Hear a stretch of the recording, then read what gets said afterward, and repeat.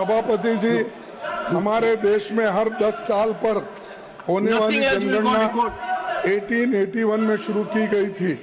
तमाम आपात हालत, युद्ध और दूसरे संकट आए, लेकिन ये काम जारी रहा।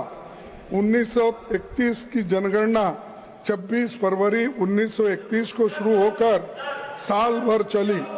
उसी दौरान जातिगत जनगणना भी हुई थी। इस जनगणना के पहले महात्मा गांधी जी ने कहा था कि जैसे अपने शरीर की पड़ताल के लिए हमें पीरियोडिकल मेडिकल एग्जामिनेशन करना पड़ता है, उसी तरह जनगणना किसी राष्ट्र का सबसे महत्वपूर्ण परीक्षण होती है। जनगणना बहुत महत्व का काम होता है। इसमें काफी बड़ी तादाद में लोग लगते हैं।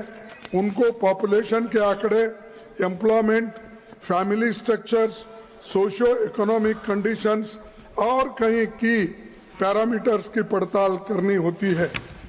दूसरे विश्व युद्ध के दौरान और 71-72 में भारत पाक युद्ध के बावजूद जनगणना हुई थी, लेकिन बहुत दुख की बात है कि इतिहास में पहली बार सरकार ने रिकॉर्ड देरी की है।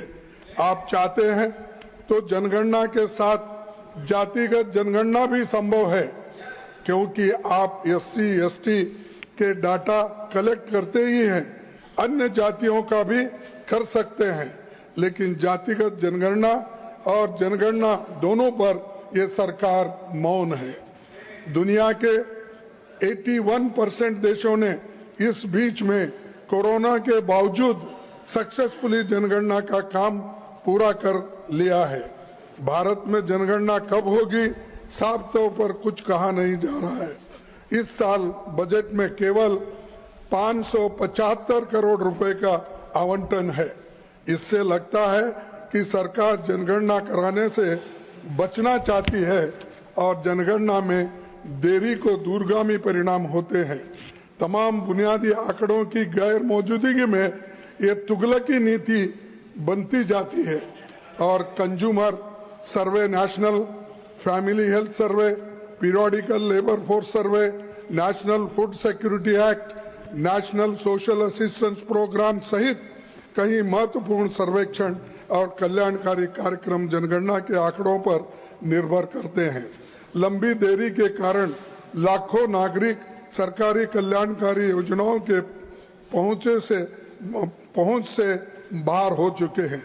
नीति निर्माताओं के पास अहम फैसला लेने के लिए जरूरी और भरोसेमंद डाटा नहीं है। लेटेस्ट और सटीक जानकारी के बिना आप कोई नया काम ठीक से नहीं कर सकते। इसीलिए मैं सरकार से निवेदन करता हूं कि तत्काल जनगणना का काम शुरू हो और जाति जनगणना और जनगणना दोनों भी जल्दी कराना चाहिए। मैं आपसे निवेदन करता हूं।